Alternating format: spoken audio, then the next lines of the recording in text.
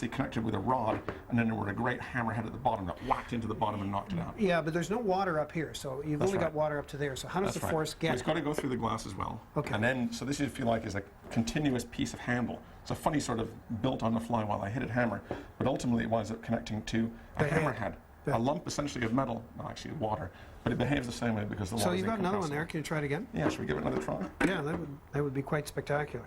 So the idea is here, you think of the water as the head of the hammer, you think of the book as the handle that you're bringing swinging down on it. And now I've got to just give this a good whack. Yeah, that's it. There you go. Woo! Very dramatic. And of course, I'm only hitting it with what in principle is a fairly soft book. The water hammer, which I guess... Wait a minute. It's a fairly soft book. It's my book! Yeah, it's unbelievable. Yeah, it's a good book. It was a very interesting being a water hammer. And I thought I'd see if you could do anything else interesting. And we do suggest you do not try this at home. Obviously, there's a certain amount of risk here, but a dramatic demonstration. Thanks, John. Thanks, Jay. John Swain, physicist at Northeastern University in Boston.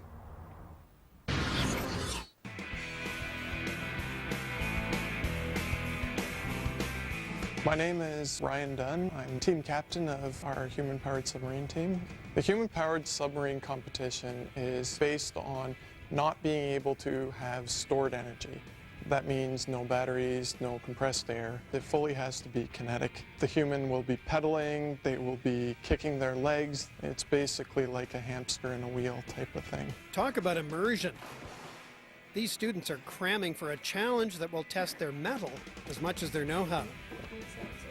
At last year's competition, the UBC sub had the fastest initial acceleration in the race.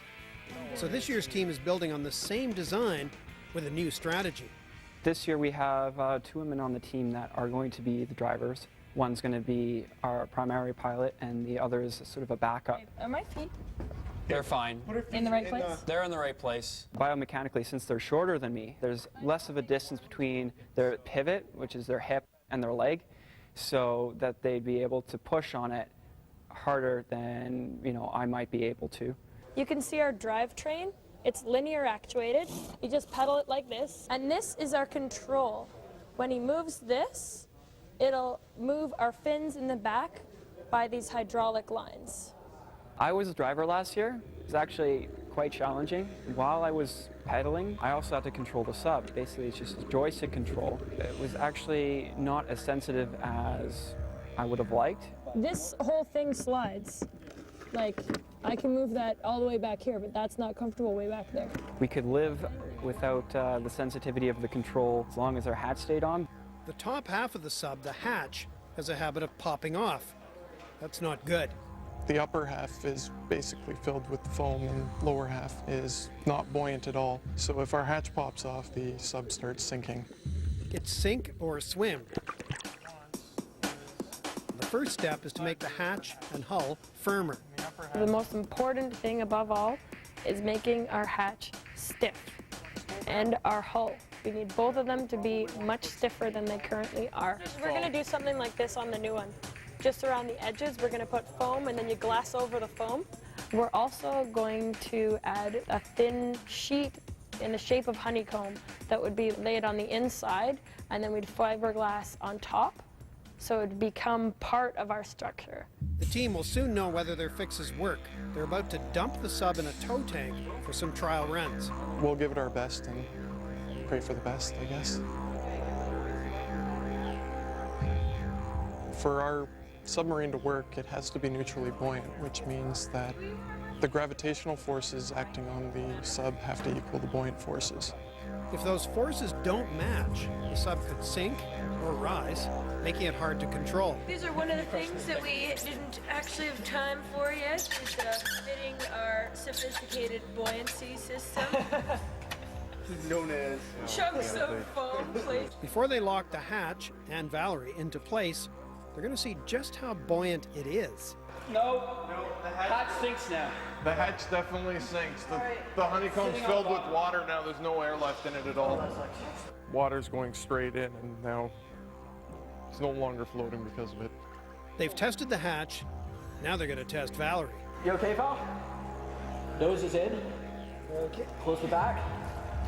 Okay. What happened? What's that? You okay, Val? We need a thought. I'm telling you to take it off, but no one's taking it off. I'm telling you, no. I got in, and I was trying to communicate with them, and you can't communicate with them. You want to get Norbs in? I don't know, we can try. Lock him in first, that'll feel better. Norbert, the veteran pilot, has been volunteered.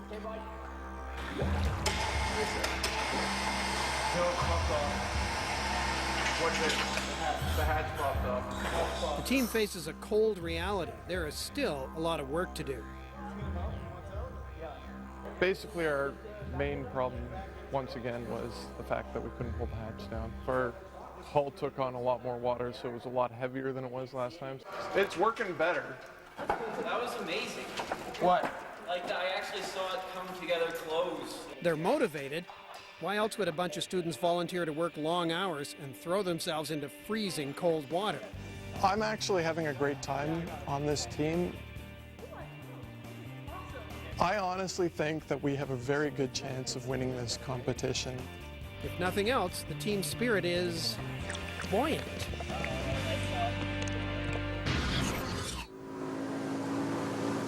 In a remote corner of Iowa, researchers set out to capture a relentless predator.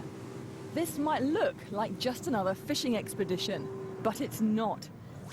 Keith Jones and Chris Pitstilos design and test some of the world's best fishing lures.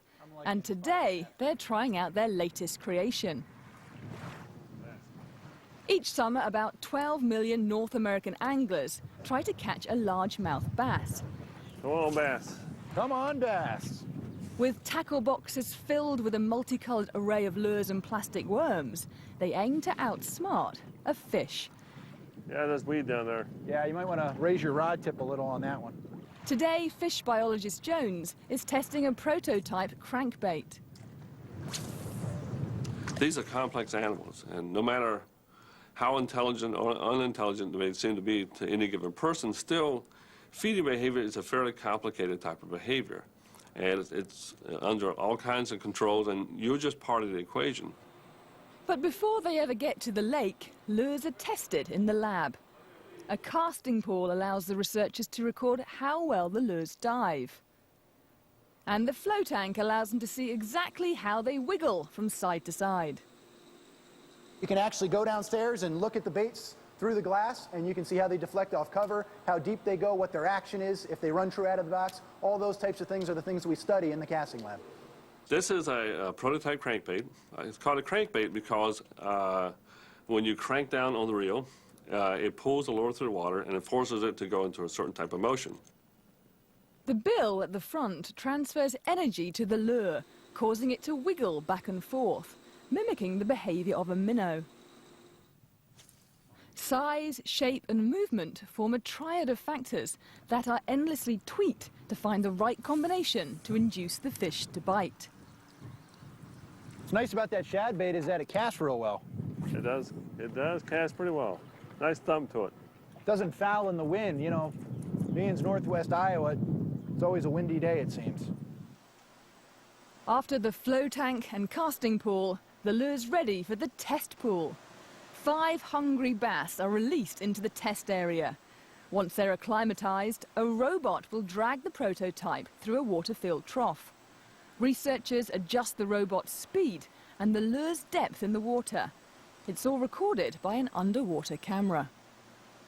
We'll go through with a crankbait and we will modify various attributes of the crankbait, asking each time that we do it, does this help this for you fish? Does it make it better for you? Is it something that you find now more desirable? So we'll change the shape, we'll change the length, the width, the action by the bill, and things like that. Let's run it for, say, 20 minutes. 20 minutes? Okay. Yeah. The ultimate test is on the lake. Jones heads out over 20 or 30 times a year.